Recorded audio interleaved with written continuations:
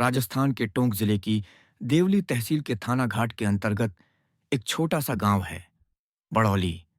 इस गांव के खेतों में सरसों की फसल लहलहा रही थी। 10 फरवरी 2021 का दिन था।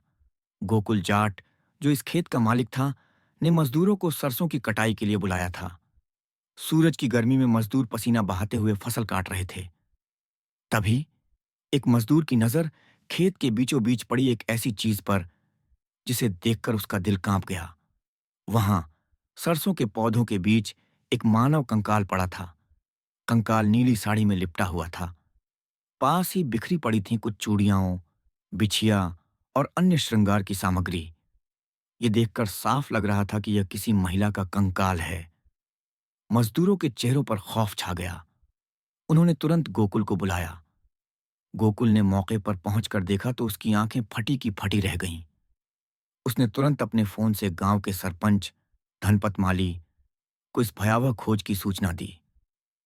धनपत माली कुछ ही देर में खेत पर पहुंचे। उन्होंने स्थिति की गंभीरता को समझा और तुरंत थाना घाट के प्रभारी इंस्पेक्टर रामेश्वर प्रसाद को फोन किया।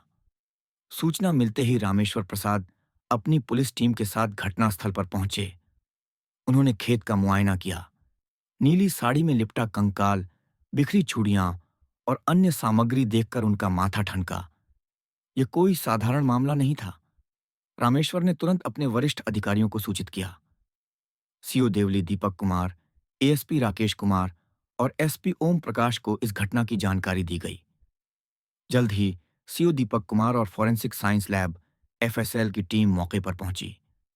एफएसएल ने साक्ष्य इकट्ठा किए, साड़ी, चूड़ियां, बिछिया और आसपास की मिट्टी।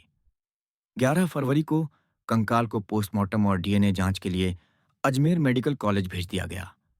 मामले की गंभीरता को देखते हुए एसपी टोंक ने एक विशेष जांच दल एसआईटी का गठन किया। इस टीम में शामिल थे एएसपी मालपुरा राकेश कुमार, सीओ दीपक कुमार, थाना प्रभारी Rameshwar Prasad, head constable Harphool, Bhairulal, constable Bhagchand, Bajrang, Meghraj, Ramraj, Kanhaiya Lal, महिला कांस्टेबल ज्योति और साइबर सेल के हेड कांस्टेबल सुरेश चंद। इस टीम को निर्देश दिए गए कि जल्द से जल्द इस अज्ञात महिला कंकाल की पहचान और हथियारों का पता लगाया जाए। पुलिस ने जांच शुरू की। सबसे पहले उन्होंने कंकाल के साथ मिली नीली साड़ी की तलाशी ली। साड़ी के पल्लू में बंधी एक छोटी सी पर्ची मिली, जिस पर एक मोबाइल नंबर लिखा था।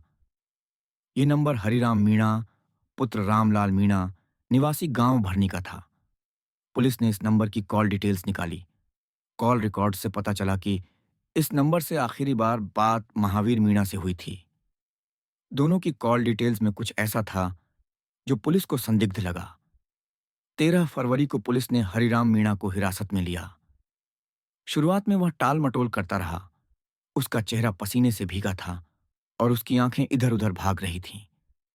लेकिन जब पुलिस ने सख्ती दिखाई तो वह टूट गया। उसने अपना जुर्म कबूल कर लिया। उसने बताया कि वह लाश टोंक जिले के गांव जंगनट ढिकला निवासी कमला मोगिया की थी, जो राजू मोगिया की बेटी थी। पुलिस के लिए यह एक बड़ा सुराग था। इसके बाद दूसरे संदिग्ध महावीर मीणा को भी हिरासत में ले लिया गया। महावीर भी ज्यादा देर तक पुलिस के सामने टिक नहीं सका। उसने भी अपने गुनाह कबूल कर लिए। पुलिस ने कमला के परिवार, उसके पिता राजू मोगिया, मां रत्नबाई और छोटी बहन को थाने बुलाया। उन्होंने कंकाल के पास मिले सामान, नीली साड़ी, चूड़ियां और बिछिया को देखकर पुष्टि की कि ये कमला के हैं। कमला की शिनाख्त हो गई थी। वह कमला थी जो कालूलाल मोगिया की पत्नी थी। कमला की कहानी ऐसी थी जो सुनने में किसी बॉलीवुड फिल्मी ड्रामे से कम नहीं थी। कमला की शादी करीब 10 साल पहले कालूलाल मोगिया से हुई थी। कमला के माता पिता ने गरीबी में जीवन बिताया, लेकिन अपनी बेटी की हर ख्वाहिश पूरी की थी। कमला सांवली, आकर्षक और जवान थी। उसकी बड़ी बड़ी आंखें और मुस्कान किसी का भी मन मोह लेती थीं। शादी के बाद उसे कालूलाल जैसा मेहनती और शरीफ पति मिला। वक्त गुजरता गया और कमला 3 बेटों की मां बन गई। उनके बेटों की उम्र अब 7, 5 और 3 साल थी। कालूलाल दिन रात मेहनत मजूरी करता था। सुबह से शाम तक खेतों में पसीना बहाता और रात को थक कर घर लौटता। खाना खाकर वह बिस्तर पर पड़ जाता, लेकिन कमला की जवानी अब भी बाकी थी। वह चाहती थी कि उसका पति उसे बाहों में ले, उसके साथ रोमांटिक पल बिताए, उसे प्यार की गहराइयों में ले जाए। लेकिन कालूलाल की मेहनत ने उसे थका दिया था। कमला की ख्वाहिशें अधूरी थीं, उसकी देह की आग बुझ नहीं रही थी। इंसान की चाहत जब पूरी ना हो तो वह बहक जाता है, उसके कदम डगमगाने लगते हैं।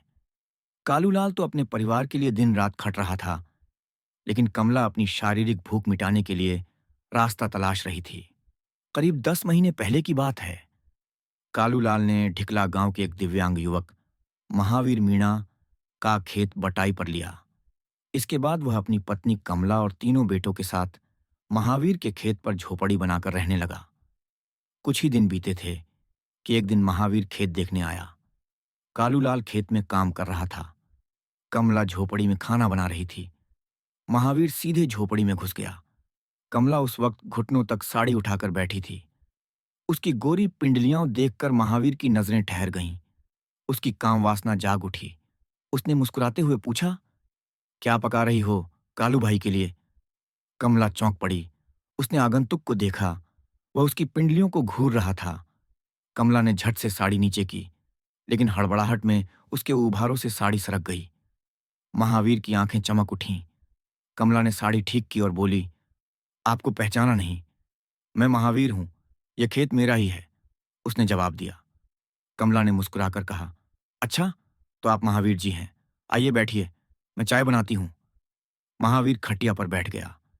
कमला चाय बनाने लगी। तभी कालूलाल भी आ गया। दोनों बातें करने लगे। चाय पीने के बाद महावीर ने कहा, कोई चीज चाहिए तो बोल देना, मुझे अपना समझना। इतना कहकर वह खेत देखकर गांव लौट गया। लेकिन महावीर की आंखों में कमला का मादक बदन बस गया था। वह सारी रात उसे पाने के ख्वाब बुनता रहा। 2 दिन बाद महावीर फिर खेत पर आया। इस बार वह बच्चों के लिए बिस्कुट और नमकीन लाया था। वह कमला से हंसी मजाक करने लगा, उसकी सुंदरता की तारीफें करने लगा, कमला की बनाई चाय का बखान करने लगा। इसके बाद वह हर 2-4 दिन में खेत आने लगा। उसकी नजरें कमला को ललचाई नजरों से देखती थीं। एक दिन कालूलाल काम से बाहर गया हुआ था। महावीर खेत पर आया। कमला ने बताया कि कालूलाल शाम तक लौटेगा। महावीर ने बच्चों को बिस्कुट और भुजिया देकर बाहर खेलने भेज दिया। फिर उसने कमला से पूछा, लगता है मेरा आना तुम्हें अच्छा नहीं लगता? नहीं, ऐसी बात नहीं, मुझे तो तुम बहुत अच्छे लगते हो, कमला ने मुस्कुराते हुए कहा। यह सुनते ही महावीर ने कमला को अपनी बाहों में भर लिया। कमला ने हल्का सा विरोध किया, लेकिन उसकी देह की भूख ने उसे रोक लिया। उसने खुद को महावीर के हवाले कर दिया। दोनों वासना के सागर में डूब गए। महावीर ने कमला को ऐसा शारीरिक सुख दिया कि वह उसकी दीवानी हो गई। कमला भूल गई कि वह एक शादीशुदा औरत और 3 बेटों की मां है। उसके कदम बहक गए। भागने की योजना महावीर और कमला का अवैध संबंध गहराता गया, लेकिन कालूलाल की मौजूदगी के कारण उनका मिलन मुश्किल हो रहा था।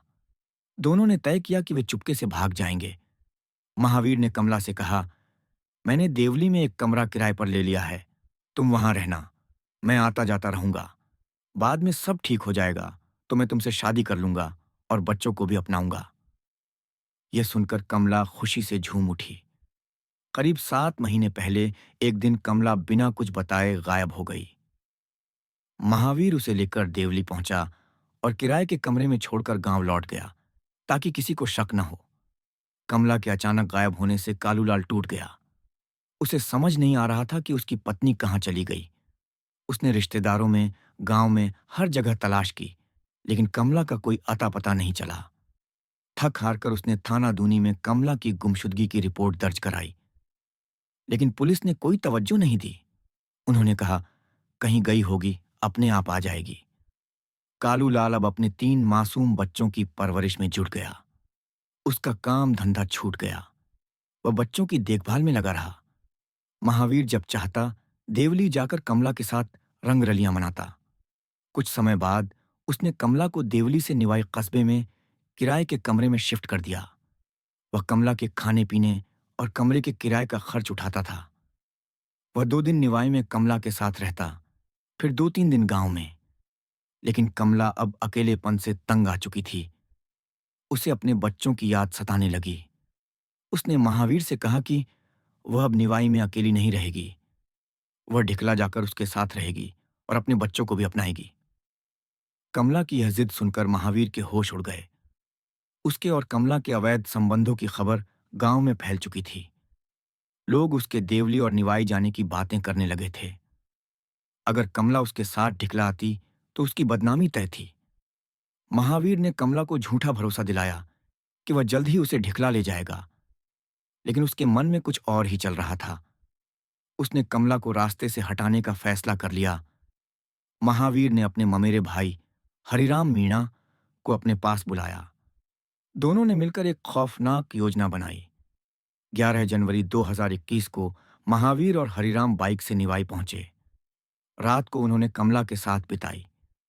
अगले दिन कमरे का हिसाब किताब कर वे कमला को लेकर टोंक पहुंचे। 12 जनवरी 2021 को वे कमला को चौथ का बरवाड़ा घुमाने ले गए। शाम ढलने के बाद वे केरली कुंड पहुंचे। वहां महावीर और हरिराम ने शराब पी। फिर वे बड़ौली के जंगल में पहुंचे। एक नीम के पेड़ के नीचे बैठकर उन्होंने मौका देखा। अंधेरी रात थी। जंगल में सन्नाटा पसरा था। कमला को कुछ भनक नहीं थी कि उसके साथ क्या होने वाला है।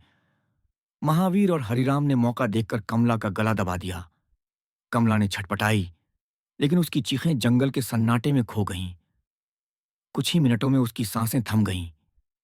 उन्होंने कमला के शव को गोकुल जाट के खेत में सरसों की फसल के बीच फेंक दिया और आधी रात को ढिकला लौट आए। कमला ने हरिराम के मोबाइल नंबर की पर्ची अपनी साड़ी के पल्लू में बांध रखी थी। यही पर्ची पुलिस के लिए सबसे बड़ा सुराग बनी। करीब 1 महीने तक कमला का शव सरसों के खेत में पड़ा रहा। वह सड़ गल कर कंकाल बन गया। 10 फरवरी 2021 को जब मजदूर सरसों की कटाई कर रहे थे, तब उनकी नजर कंकाल पर पड़ी। इसके बाद गोकुल जाट, सरपंच और पुलिस की पूरी कार्रवाई हुई। पुलिस ने महावीर और हरिराम को गिरफ्तार किया। दोनों को कोर्ट में पेश कर न्यायिक हिरासत में भेज दिया गया। कमला की कहानी एक सबक है। यह उसकी कहानी है कि कैसे इंसान अपनी चाहतों के पीछे अंधा हो जाता है। कमला की हवस ने उसे मौत की ओर धकेल दिया। कालूलाल और उसके 3 मासूम बच्चे आज भी उस दर्द को झेल रहे हैं। यह कहानी पुलिस सूत्रों पर आधारित है। इसका उद्देश्य केवल जानकारी देना है। हम किसी अपराध को बढ़ावा नहीं देते और न ही किसी की भावनाओं को ठेस पहुंचाते हैं। अगर आपको वीडियो पसंद आया हो तो इसे लाइक कर दो और चैनल को सब्सक्राइब कर लो। धन्यवाद।